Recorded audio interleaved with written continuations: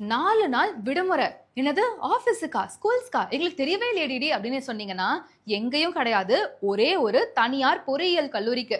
ஒரு மிகப்பெரிய உண்மைய மறைக்கிறதுக்காக இந்த 4 நாள் லீவ் நாடகம். இத எத்தன மீடியாக்கள் கவர் பண்ணியிருக்குன்னு பார்த்தா, யாருமே பெருமளவுல பேசவே இல்ல. ஏன்னா உத்தரவு மேலிடத்துல இருந்து வந்திருக்கும் போல இருக்கு.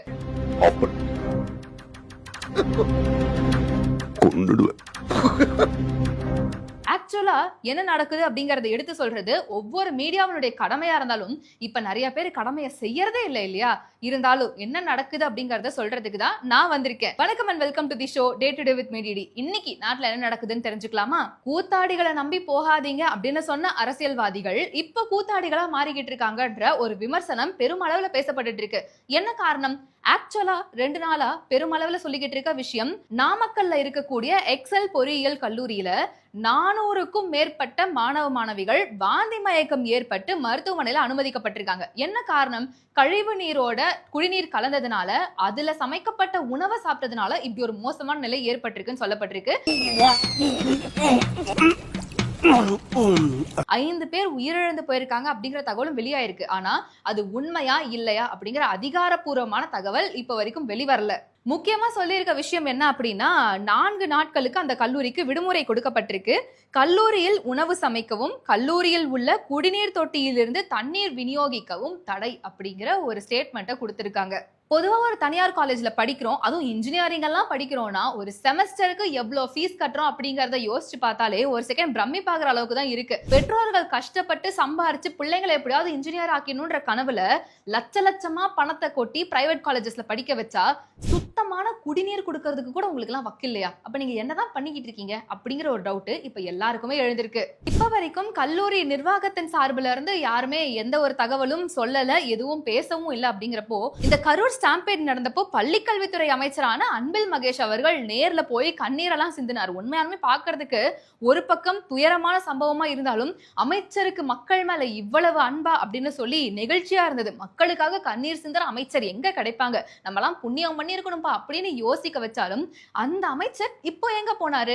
ஒருவேளை 400 மாணவர்கள் உடல்நிலை சரியில்லாம தானே இருக்காங்க, எந்த உயிரிழப்புகளும் ஏற்படலையே, அதுக்குள்ள எதுக்கு வந்துகிட்டேன்னு யோசிச்சுட்டாங்களோ? இல்ல ஒருவேளை இந்த இன்சிடென்ட்டுக்கும் தாவேகாக்கும் எந்த சம்பந்தமும் இல்ல, தாவேகா சார்பில் ஏதாவது பண்ணாங்கன்னா சொல்லுங்க, அவங்களை அடிக்கிறதுக்கு நாங்க வரோம், அதுதான் எங்களுக்கு ஈஸியா இருக்கும். இல்ல அதிமுக சார்பில் ஏதாவது பண்ணா சொல்லுங்க, மத்த கட்சிகளை அடிக்கிறது மட்டும்தான் எங்க வேலை, மக்களை பத்தி கண்டுக்கிறது எங்களுடைய வேலை இல்லைன்னு நினைச்சிட்டாங்களோ அப்படின்ற டவுட் தான் இப்போ எழுந்திருக்கு. தங்களோட பிள்ளைகளுக்கு நல்ல எதிர்காலம் கிடைக்கும், இந்த அரசு கொடுத்துரும் அப்படின்ற நம்பிக்கையில தான் பெற்றோர்கள் நம்பி ஓட் போட்டாங்க. ஆனா அதுக்கு நேர்மாறா திமுக அரசு என்ன பண்ணிக்கிட்டு இருக்காங்க? இந்த கல்லூரின்னு மட்டும் கிடையாது, அரசு சார்ந்த பள்ளி கல்லூரிகள் எடுத்துக்கிட்டாலும் கட்டின 3 மாசத்துல பில்டிங் இடிஞ்சு விழுகிறது, மேற்பூசு இடிஞ்சு விழுகிறது, அழுகுன முட்டைய குழந்தைங்களுக்கு கொடுக்கறது, தரமே இல்லாத கிச்சடிய கூழ் மாதிரி அந்த குழந்தைங்களுக்கு கொடுக்கறது, இந்த மாதிரி தான் போய்கிட்டு இருக்கு. கேட்டா பள்ளிக்கல்வித்துறையின் சாதனைன்னு சொல்றீங்க. ஓ, இதெல்லாம் சாதனை லிஸ்ட்ல வருமா? நாங்க கூட வேதனை லிஸ்ட்ல வருமோன்னு நினைச்சோம். இனிமே தமிழக மக்கள் எல்லாம் பழகிக்கிறோம். இல்ல, அதுக்கு அவசியம் இருக்காது. எனக்கு கொஞ்ச நாள்ல எல்லாரும் கிளம்பிடுவாங்க இல்லையா? உங்கள்கிட்ட பெருசா நாங்க எதுவும் கேட்கல. அட்லீஸ்ட் முன்னாடி இருந்த திட்டங்களை இப்ப அப்படியே ஃபாலோ பண்ணிட்டு இருந்திருந்தா கூட எங்களுக்கு நல்லா இருந்திருக்கும். ஏன்னா இதுக்கு முன்னாடி அதிமுக ஆட்சியில அப்படின்னு பார்த்தோம்னா மாணவர்களுக்கு மடிக்கணினி கொடுக்கறதா இருக்கட்டும், சைக்கிள் கொடுக்கறதா இருக்கட்டும், இந்த மாதிரி நல்ல விஷயங்கள் எல்லாம் செஞ்சுக்கிட்டு இருந்தாங்க. அதை ஏன் நிறுத்துனீங்க அப்படிங்கறதா ஒரு பெரிய கேள்வியா இருக்கு. ஏன்னா மாணவர்களுக்கு மடிக்கணினி கொடுத்தா நமக்கு ஓட்டு விழுந்துரும் அப்படின்ற கான்செப்டை யோசிச்சு பார்த்தா ஆக்சுவலா அது பிராக்டிகலி பாசிபிளே கிடையாது. ஏன்னா ஸ்டூடெண்ட்ஸ்ங்கிறப்ப அவங்களுக்கு ஓட்டு உரிமை கிடையாது. மாணவர்களுக்கு நல்ல கல்வி கிடைச்சா போதும் அப்படின்ற முறையில மறைந்த முன்னாள் முதலமைச்சரான செல்வி ஜெயலலிதா அவர்களால் கொண்டு வரப்பட்ட ஒரு சிறப்பான திட்டம் தான் இது. ஆனா மாணவர்களுக்கு நல்லது செய்யறன்ற பேர்ல நீங்க ஏன் அதை நிறுத்துனீங்க?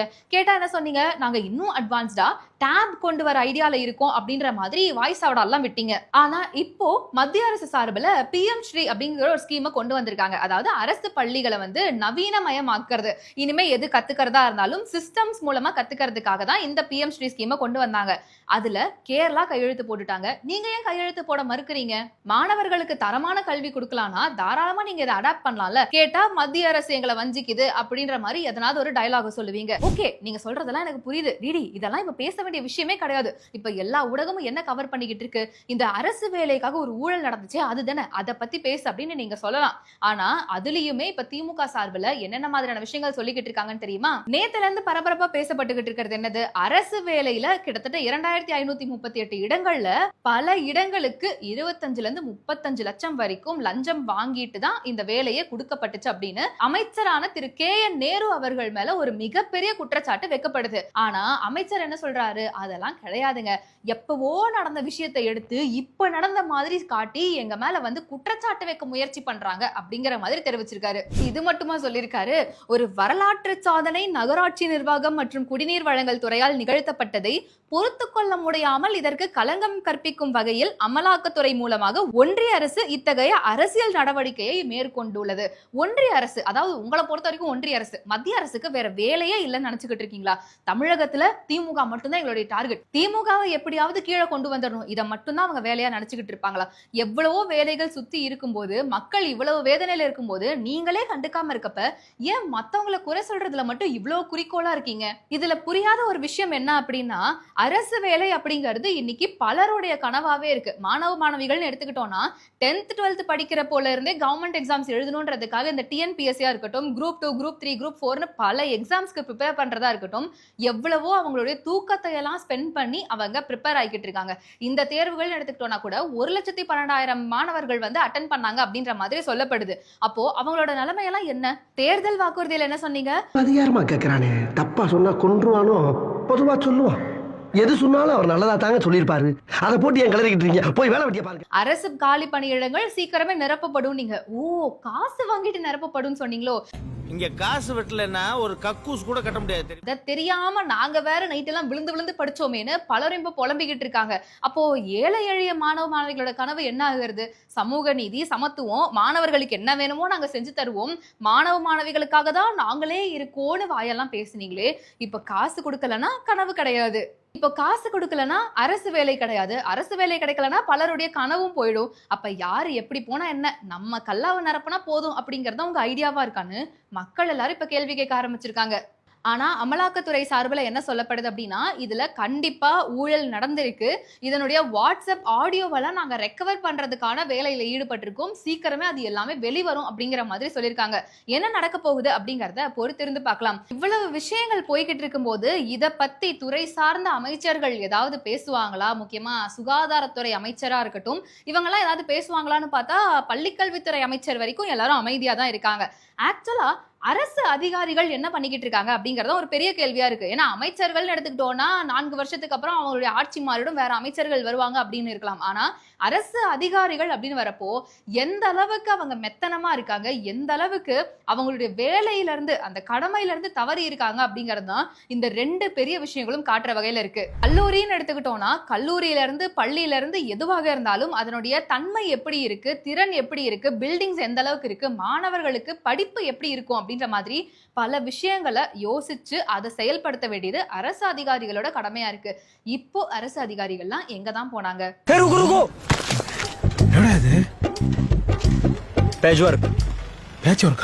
அரசு வேலைக்கு எடுக்கிறவங்களையே இந்த மாதிரி லஞ்சம் வாங்கிட்டு தான் எடுக்கிறீங்கன்னா அப்ப அரசு வேலைகள் இந்த மாதிரி தானே இருக்கும்.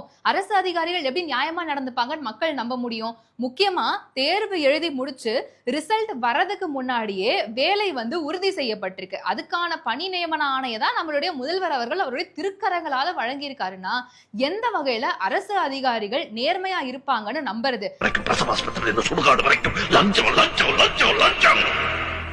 தேசிய ஒருமைப்பாடுங்கிறது இந்த நாட்டுல லஞ்சத்துல மட்டும்தான்டா இருக்கு.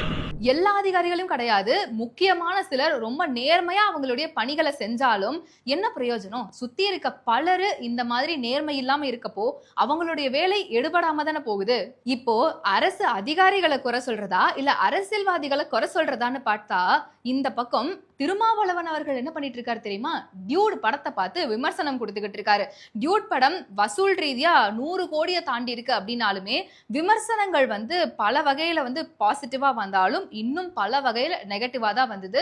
சமூக சீர்கேடான ஒரு படத்தை எடுத்து வச்சிருக்காங்க அப்படின்ற மாதிரியான விமர்சனங்கள்லாம் கொடுக்கப்பட்டுச்சு. ஆனா இன்னைக்கு விசிக கட்சி தலைவரான திருமாவளவன் அவர்கள் படக்குழுவை நேர்ல கூப்பிட்டு இயக்குனரான கீர்த்தீஸ்வரன் அவர்களுக்கு பொன்னாடையெல்லாம் அணிவிச்சு காதல மையமா கொண்டு எடுக்கப்பட்ட இந்த படத்துல ஆணவ கொலை பத்தி மையமா பேசியிருக்காங்க. அது உண்மையானவே பாராட்டுக்குரிய ஒரு விஷயம் அப்படிங்கிற மாதிரி சொல்லியிருந்தாரு. அந்த படத்தை முதல்ல நீங்க முழுசா பாத்தீங்களா? அதுல இருக்கிற வசனங்கள் எல்லாம் கேட்டீங்களா? அந்த வசனங்களை போற போக்குல இன்ஸ்டாகிராம்ல பார்த்தா கூட நம்ம எல்லாம் ஒரு செகண்ட் எப்படி இப்படி எல்லாம் டயலாக் எழுதுறாங்க புரிய மாட்டேங்குதே அப்படிங்கிற மாதிரி இருக்கு. இதெல்லாம் என்ன நகைச்சுவை நீ பேசிட்டு இருக்க? முக்கியமா குடும்பத்தோட எல்லாம் போய் உட்கார்ந்து பார்த்தாங்கன்னு வைங்களேன், ஆணவ கொலையை எதிர்த்து நீங்க படம் எடுத்திருக்கிறதெல்லாம் ஓகே தான். ஆனா என்ன எடுத்து வச்சிருக்கீங்க? எதுக்கு இப்படி ஒரு கதை? முக்கியமா தேவையே இல்லாத இடங்கள்ல எதுக்கு ஆபாசமான டைலாக்ஸ வச்சிருக்கீங்கன்னு பல கேள்விகளை எழுப்புற வகையிலும் முகம் சுழிக்கிற வகையிலும் தான் அந்த படம் இருக்கு. இதுல புரட்சியும் இல்ல, ஒரு புடலங்காவும் கிடையாது. இத புரட்சி படம் எல்லாம் பேசிட்டு எல்லாம் யாரும் இங்க வந்துட்டு இருக்காதீங்க. குடும்பத்தோட உட்கார்ந்து பார்க்க முடியுமான்னு கேட்டா அது ஒரு பெரிய டவுட்டா தான் இருக்கு. அந்த படத்துக்கு நீங்க கூப்பிட்டு பாராட்டு தெரிவிச்சிருக்கீங்க அப்படின்னா மக்களை பத்தி நீங்க யோசிக்கிறீங்களா இல்லையா? நெல் பயிர்கள் வீணாகிட்டு இருக்கு, விவசாயிகள் அவ்வளவு கஷ்டத்துல இருக்கிறாங்கன்னு சொன்னப்போ முதல்வர் அவர்கள் பைசன் படத்தை பார்த்துட்டு படக்குழுவை கூப்பிட்டு பாராட்டி இருந்தாரு. இன்னைக்கு அண்ணன் கருணாஸ் அவர்கள் செய்தியாளர்களை சந்திச்சு பல விஷயங்களை பேசியிருக்காரு ஆக்ரோஷமா. இன்றைக்கு பாஜக கூட கூட்டு சேர்ந்து, அதாவது எடப்பாடி அவர்களுக்கு முக்குளத்தோர் சமுதாயத்தோட வாக்கு வேண்டும், பாஜகவுக்கு எடப்பாடி வேண்டும். ஆக இந்த எடப்பாடியும் பாஜகவும் சேர்ந்து தமிழகத்தினுடைய அதிகாரத்தை பெற வேண்டும். அப்படி அதிகாரத்தை பெற்றால் இங்கு இருக்கக்கூடிய தமிழர்கள் அத்தனை பேரும் அனாதையாக்கப்படுவார்கள் என்பது மட்டும் உண்மை. ஏனென்று சொன்னால் இன்றைக்கு அந்த எஸ்ஐஆர் என்கின்ற ஒரு சட்டம், இன்றைக்கு அதை எதிர்த்து மாண்புமிகு தமிழக முதல்வர்கள் 2ஆம் தேதி அனைத்து கட்சி கூட்டத்தை கூட்டியிருக்கிறார். இன்றைக்கு பீகாரில் நடந்த அந்த தவறை தமிழகத்திலே கொண்டு வந்து இங்கே வந்தேரிகளாக இருக்கக்கூடிய, வந்து தொழில் செய்யக்கூடிய, வேலை செய்யக்கூடிய வட இந்தியர்களை தமிழகத்தினுடைய ஓட்டுரிமை பெறக்கூடியவர்களாக மாற்றக்கூடிய ஒரு மிகப்பெரிய அரசியல் சதிதான் அது என்பதை நாங்கள் திட்டவட்டமாக சொல்லுகிறோம்.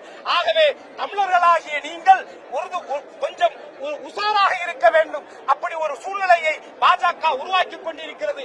உங்களது வாக்குகளை இழந்து வட இந்தியர்களுடைய வாக்குகளை அவர்கள் பெறுவார்களே ஆனால், உரிமைகளை பெறுவார்களே ஆனால் தமிழகத்தை யாராலும் காப்பாற்ற முடியாது. ஆகவே தொடர்ச்சியாக பாஜக RSS சித்தாந்தங்களை எதிர்த்து நிற்கக்கூடிய மாண்புமிகு தமிழகத்தினுடைய முதல்வருடைய மு.க. ஸ்டாலினுடைய கரத்தை வலுப்படுத்த வேண்டும் என்பதுதான்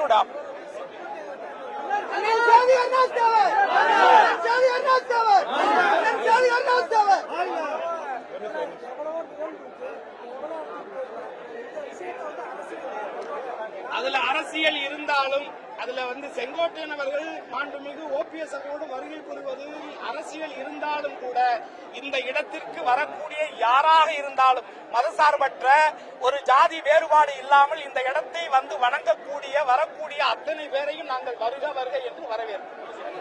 இப்படி ஆக்ரோஷமா பேசுற இதே அண்ணன் தான் விவசாயிகள் எங்களுடைய நெல் மூட்டைகள் எல்லாம் போயிருச்சுன்னு சொன்னப்போ முதல்வர் கூட சேர்ந்து தியேட்டர்ல உட்காந்து பைசன் படம் பார்த்துக்கிட்டு இருந்தாரு. அப்போ படம் பாத்தீங்க, இப்ப மட்டும் ஏன் திடீர்னு ஆக்ரோஷம் வந்துருச்சு? இந்த அரசு வேலை பண மோசடி பத்தி அமலாக்கத்துறை தமிழக DGPக்கு PMLA அதாவது prevention of money laundering act 66(2) act படி இப்ப நடவடிக்கை எடுக்கணும் அப்படின்ற மாதிரி சொல்லியிருக்காங்க. ஸோ போக போக என்ன மாதிரியான நடவடிக்கைகள் எடுக்கப்படும், இந்த ஊழல் எந்த அளவுக்கு பேசப்படும், இல்ல அப்படியே மறைச்சிடப்படுமா அப்படின்றதையும் நம்ம பொறுத்திருந்து தான் பார்க்கணும். ஆனா திமுக சார்பில் இப்போ வரைக்கும் அவங்க மக்களை எப்படியெல்லாம் ஏமாத்திக்கிட்டு இருக்காங்க, நாங்க இருக்கோம் நாங்க இருக்கோம் நாங்க இருக்கோம் அப்படின்றதான் சொல்லிக்கிட்டே இருக்காங்க. பாஜக உள்ள வந்துடவே கூடாது, பாஜகவை வரவிடாம நாங்க தான் உங்களுக்கு கேடயமா இருக்கோம், சிறுபான்மையினர் மக்களுக்கு நாங்க தான் பாதுகாவலர்களா இருக்கோம், நாங்க மட்டும் இல்லைன்னா ஹிந்தி திணிப்பு அப்படிங்கிறது பெருமளவுல இருக்கும், தமிழ் மொழியே காணாம போயிருக்கும் அப்படின்னு சொல்றாங்க. அப்படி சொல்ற அதே வாய்கள் தான் நாங்க தான் தமிழுக்கு முதல் உரிமை தரோம் அப்படின்னு சொல்றாங்க. எத்தனை ஸ்கூல்ஸ்ல தமிழ்ல பேசினா ஃபைன் போடுறாங்கன்றது முதல்வருக்கு தெரியுமான்றது இப்போ வரைக்கும் ஒரு பெரிய டவுட்டா தான் இருக்கு. சாதி ஒழிப்புக்கு நாங்க தான், சமூக நீதிக்கு நாங்க தான், சமத்துவத்துக்கும் நாங்க தான் அப்படின்னு சொல்றாங்க. இது எல்லாத்தையும் நாங்க தான் நீங்க சொல்றீங்களே, இதெல்லாம் நடக்குதான்றத முதல்ல பாத்தீங்களா அப்படிங்கறதான் ஒரு பெரிய கேள்வியா இருக்கு. திமுக சார்பில் பெருமளவுல சொல்லப்பட்ட ஒரு விஷயம், கூத்தாடிகளை நம்பி போகாதீர்கள், கூத்தாடிகளை நம்பிதான் இப்ப மக்கள் போறாங்க அப்படின்னு ஒருத்தர் குறிப்பிட்டு தான் இவங்க சொல்லியிருந்தாங்க. ஆனா அரசியல்வாதிகளா இருக்க வேண்டிய நீங்களே இப்போ சினிமா விமர்சகர்களா மாறிக்கிட்டு இருக்கீங்க, மக்களை பத்தி பேச மாட்டேங்கிறீங்கன்னா இதெல்லாம் என்னங்க சார் நியாயம்ன்ற மாதிரி தானே இருக்கு. இதை பத்தி நீங்க என்ன நினைக்கிறீங்க அப்படிங்கறத மறக்காம கமெண்ட்ஸ்ல சொல்லுங்க. இன்னும் இந்த மாதிரி நிறைய அப்டேட்ஸ் தெரிஞ்சுக்கணும் அப்படின்னா நம்ம பேசு தமிழா பேசு வெப்சைட் இப்போ ஆக்டிவா இருக்கு, அதோட லிங்க் டிஸ்கிரிப்ஷன்ல தர, மறக்காம செக் பண்ணி பாருங்க. டாடா பாய்.